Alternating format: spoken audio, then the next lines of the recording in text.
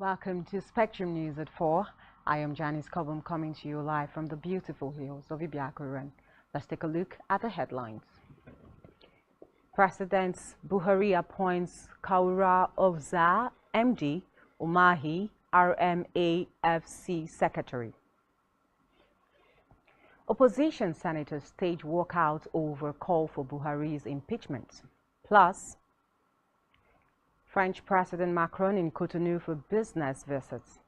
We will bring you details of these stories and more in a moment.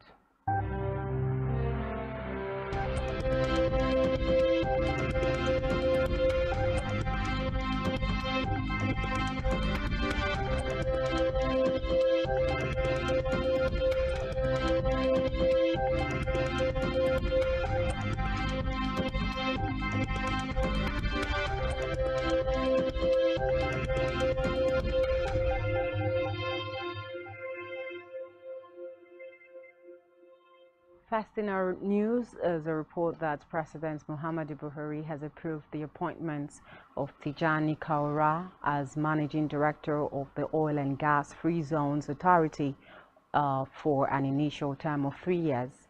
The President also approved the appointment of Augustine Umahi as Secretary of Revenue Mobilization, Allocation and Fiscal Commission for an initial term of 4 years. According to a statement by the Director of Information and the Office of the Secretary to the Government of the Federation, while Willie Bassi,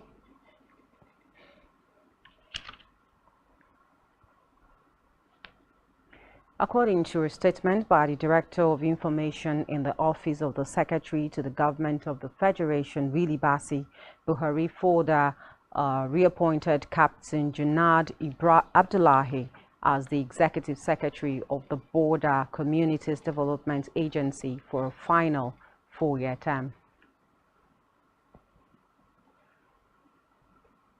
In another development, President Muhammadu Buhari has again reiterated his administration's commitment to consolidating the nation's democracy, saying Nigeria is working towards conducting free, fair and credible elections in 2023.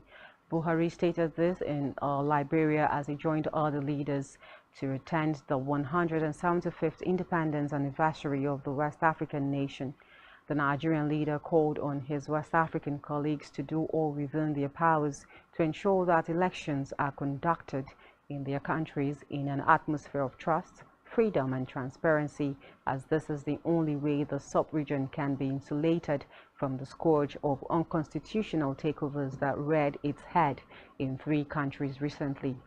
Buhari commended his Liberian counterpart, Dr. George Weah, for his demonstration of love for the country and the pursuance of peace, unity and progress as evidenced by peoples-oriented projects executed with the sole purpose of taking the country to greater heights within the limited resources available.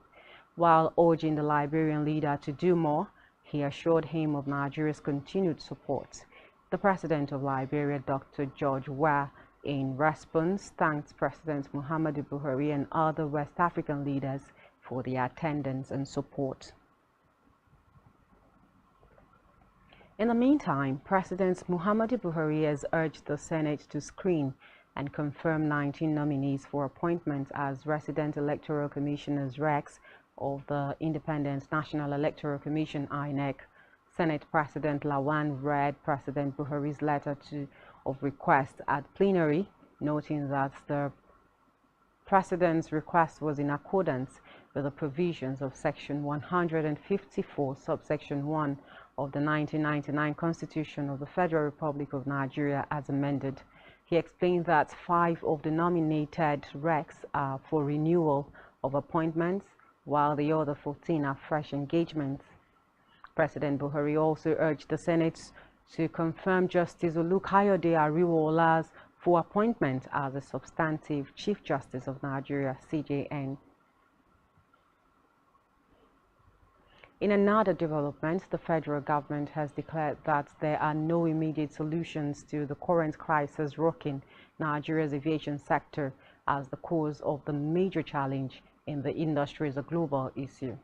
Recall that domestic airlines in Nigeria have been faced with a staff challenge posed by the hike in the price of aviation fuel, popularly called Jet Air 1.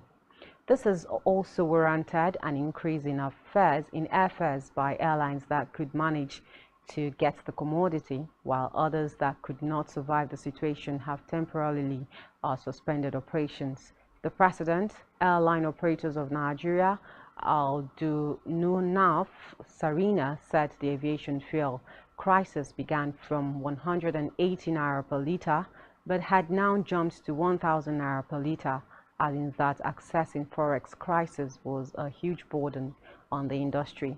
Reacting to the crisis in the sector at a meeting with officials of the Airline Operators of Nigeria in Abuja, the Minister of Aviation, Hadi Sirika, noted that the government was aware of the challenges, but noted that there was no immediate solution to the concerns. The minister said he would meet with relevant stakeholders, including the Central Bank of Nigeria, so that the airlines could access forex at the official rate rather than the black market price. We move now to the legislature, where senators from opposition parties today staged a walkout following a call to impeach President Muhammadu Buhari. This followed a mild drama that played out during the plenary in the upper chamber of the National Assembly in Abuja, the nation's capital. The minority leader of the Senate, Senator Philip Aduda, had raised the point of order, asking the Senate President Ahmed Lawan to discuss the security situation in the country and the impeachment of President Buhari. But Senator Lawan, who presided over the plenary, declined the request of the minority leader, saying the point of order raised fell flat on its face. Still on legislature, the House of Representatives have passed for second reading a bill seeking to amend Section 11 of the Central Bank of Nigeria CBN Act to ban holders of the office of governor or deputy governor of the bank from participating in partisan politics. When passed into law and assented to by the President, the amendments will ensure that future governors of the nation's apex bank resign their position when they become members of political parties or participate in partisan politics. And leading the debate on the bill, Sadi Soli, APC Katsina, said the bill was not targeted at any particular individual, but aimed at protecting the image and integrity of the CBN. Meanwhile, the House of Representatives has extended the scope of its investigation of payments for subsidy on premium motor spirits, popularly called petrol, to the last administration led by President Goodluck Jonathan. Recall that the House had on June 29, 2022 resolved to investigate payments for subsidy on petroleum products, especially petrol that fell under the administration of President Muhammadu Buhari. Speaker of the House, Femi Gbajabiamila, had set up an ad hoc committee to investigate the Petroleum Product Subsidy Administration from 2017 to 2021, which was mandated to report back to the House within 8 weeks for further legislative action. At the plenary, Chairman of the House Committee on Rules and Business, Abubakar Fulata, moved the motion to call for an extension of the probe since Jonathan was president till 2015 when Buhari became president. In the meantime, the House of Representatives has asked the Federal Ministry of Foreign Affairs to embrace and adopt the report of the Silencing the Guns project to silence illegal acquisition of weapons in Africa. The House also expressed concerns that SIM cards hitherto banned in the country remain functional across Nigerian borders, especially in neighboring countries, asking the National Communication Commission (NCC) and telecom operators to ensure that once SIM cards are banned in the country, they cannot be used in any other part of the world. Adopting a motion on notice brought by Ahmed Muna, APC Kaduna, the House also asked relevant ministries, departments and agencies, MDAs, to key into the roadmap, urging the Office of the National Security Advisor to fully adopt the report and pass it down to other relevant security agencies. And in politics, the All Progressive Congress has selected Senator Abdullahi Gobi as its new Senate leader. This decision was by the ruling party was contained in a letter written by the national chairman of the APC, Senator Abdullahi Adamu, and read by Senate President Ahmed Lawan during the plenary session today. Senator Gulbi replaces Senator Yahaya Abdullahi following his resignation as Senate leader wing to the latest defection from the APC to the opposition People's Democratic Party. And still in politics, members of the People's Democratic Party's PDP Senate caucus have met with the party's presidential and vice presidential candidates, Atiku Abubakar and Governor Ifeanyi Okowa, as part of efforts to reconcile aggrieved party members ahead of the 2023 general elections. PDP chieftains such as Nyesom Wike are believed to be unhappy about recent developments in the party. Recall that Wike lost the party's presidential ticket to Atiku and was also passed over for the vice presidency candidate slots. Meanwhile, another eminent PDP stakeholder, Governor Samuel Otom of Benue State, has questioned the way Wike has been treated, saying he should have been properly consulted on the decision of Okowa as the party's vice presidential candidate. However, Atiku has vowed to reunite the party ahead of the elections. And the Christian Association of Nigeria (CAN) has named the Most Reverend Daniel Oko as the new president. The announcement is contained in a statement made available to journalists in Abuja by the CAN General Secretary Joseph Daramola. Oko is the General Superintendent of the Christ Holy Church, also called Nation Builders Odozi Obudo. Meanwhile, the umbrella Christian body in Nigeria is scheduled to hold its General Assembly today, July 27, which will mark the end of the tenure of His Eminence Samson Olushokbo Ayokunle and other members of the national executives in his team and usher in the new administration. The outgoing CAN president thanks Nigerians for all their support and prayers, which he said led to his successful tenure. In education now, the Academic Staff Union of Universities, ASU, have called for a bill to regulate how children of public officers enroll in schools outside the shores of Nigeria. Professor Kingdom Tombra, chairman of the University of Niger Delta University, Wilberforce Island chapter of the union, made this known at the solidarity protest organized by the Nigerian Labour Congress (NLC) in Yenagoa. According to him, if the bill is passed to law, it will build a better society by developing formidable educational institutions and improve fundings of the university system in Nigeria. Recall that the NLC has embarked on a two-day nationwide protest in solidarity with ASU and other affiliate unions over the lingering industrial actions in public universities in Nigeria. And back here, some residents of Akwa Ibom State in Itonodoro, Bioko, Ikorodon, Iton, and Asanteng Atan communities in Ikono and Uburakara local government areas of the state have decried the invasion of their community, destruction of farm produce, and other criminal activities by herders.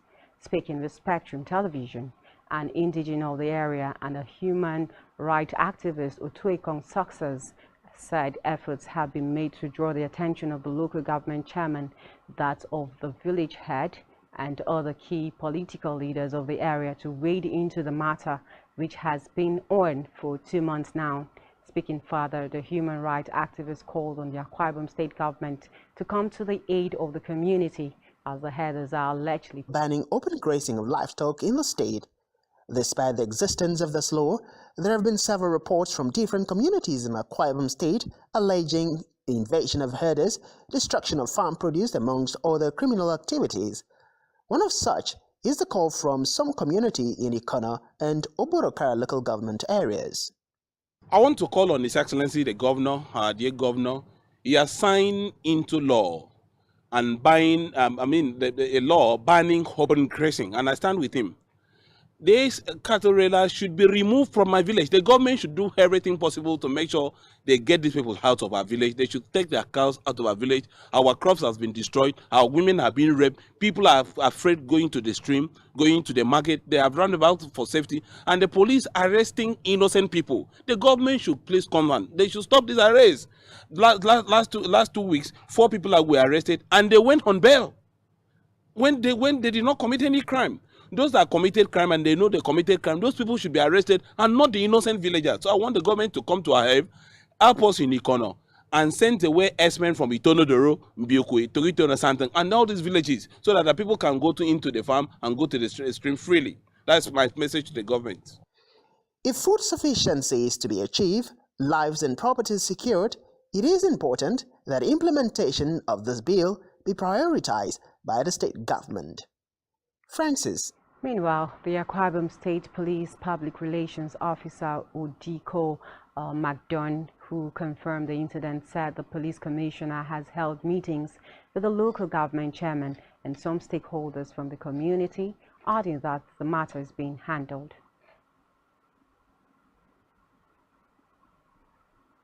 And still in Akwa Ibom State, the National Association of Nigerian Nurses and Midwives, Akwa Ibom State Chapter, Senior Staff Association of Nigerian Universities of Uyo Chapter, have decried the prolonged ASU strike and called on the federal government to put an end to the ongoing strike.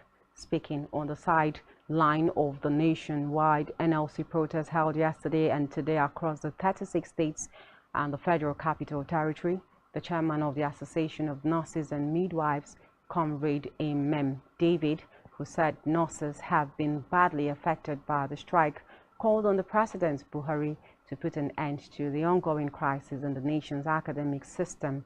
Also speaking, the chairman, Senior Staff Union of Nigerian Universities, University of Uyo Chapter, noted that while the union feels pained by the prolonged strike, it is hopeful that the move by the Nigeria Labour Congress would move the federal government to action to grant ASU's prayer and end the strike.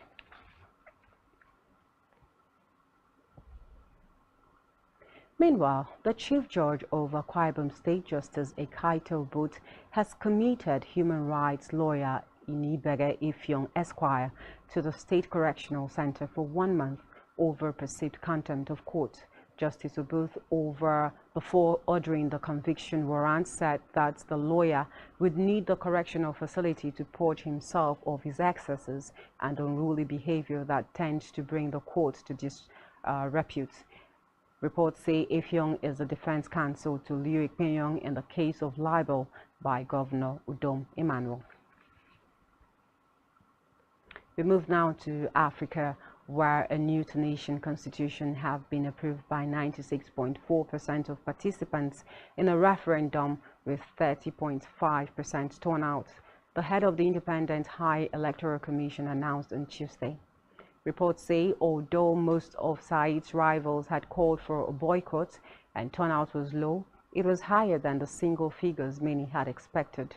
Monday's vote came a year to the day after the president sacked the government and suspended parliament in a dramatic blow to the only democracy to have emerged from the 2011 Arab Spring uprisings. And elsewhere, French President Emmanuel Macron is on a business visit to Benin Republic following an invitation from his Beninese counterpart Patrice Talon. After talks with Talon at the Marina Palace in Cotonou, Macron is expected to visit the exhibition of royal treasures returned to Benin Republic by the French government last November.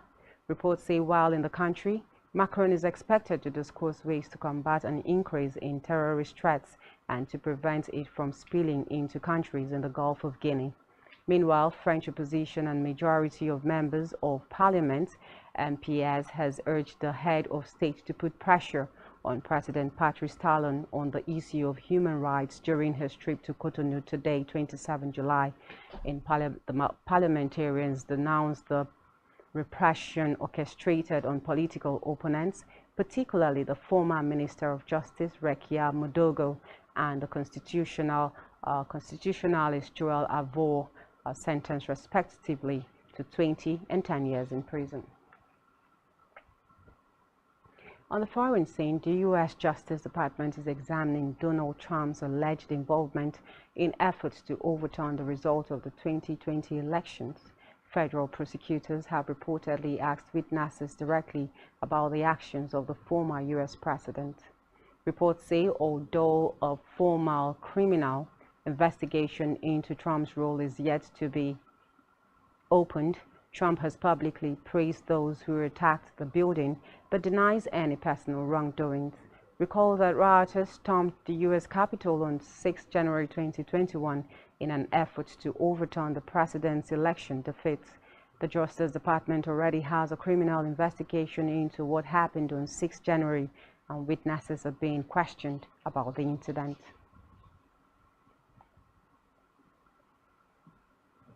Still to come in the news. World champion Amusun says she almost quit athletics. To stay with us.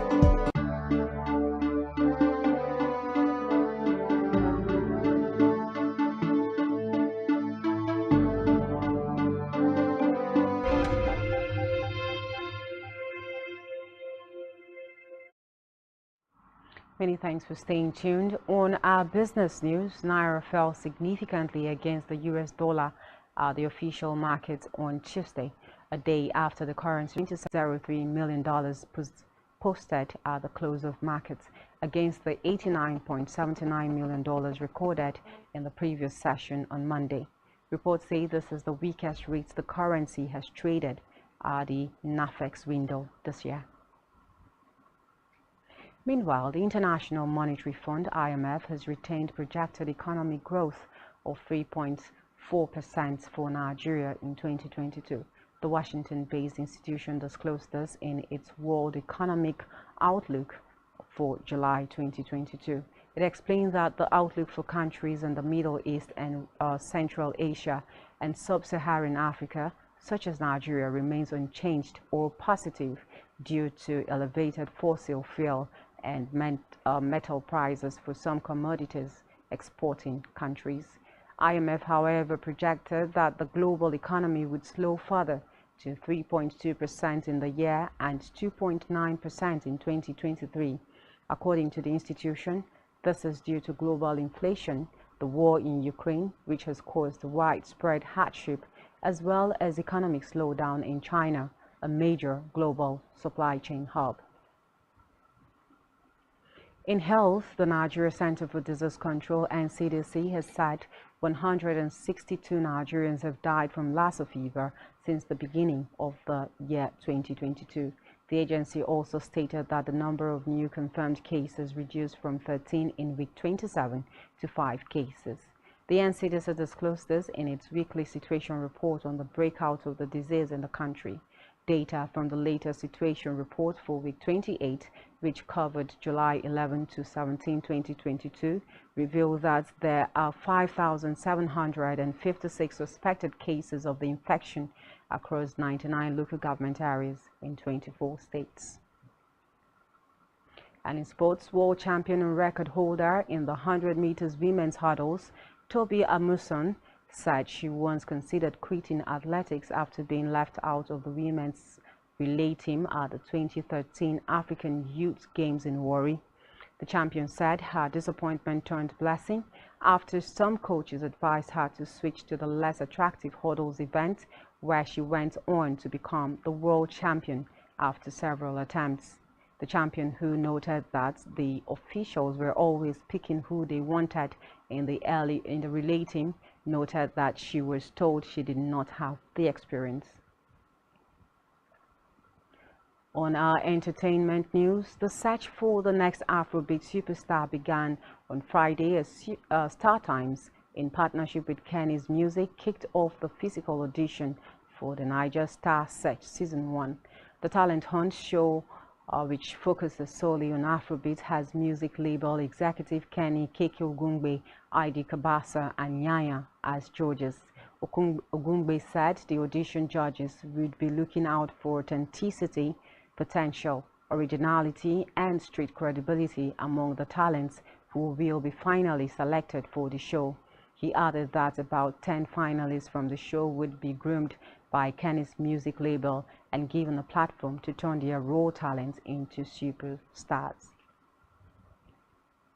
And still on entertainment, the Headies Academy has announced the withdrawal of the 2 nominations awarded to rising Afrobeat acts Portable. The announcement was made on Tuesday, 26 July 2022, via the Headies social media platforms. The Headies Academy decision was necessitated by Portable's recent running of the law, where he claimed he is the founder of the deadly 1 Million Boys gang which terrorized Lagos citizens during the lockdown.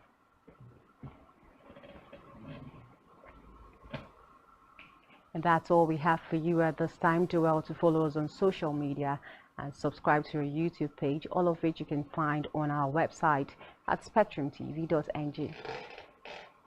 You have been watching the news at 4. My name is Janice Cobham. Do have a great day.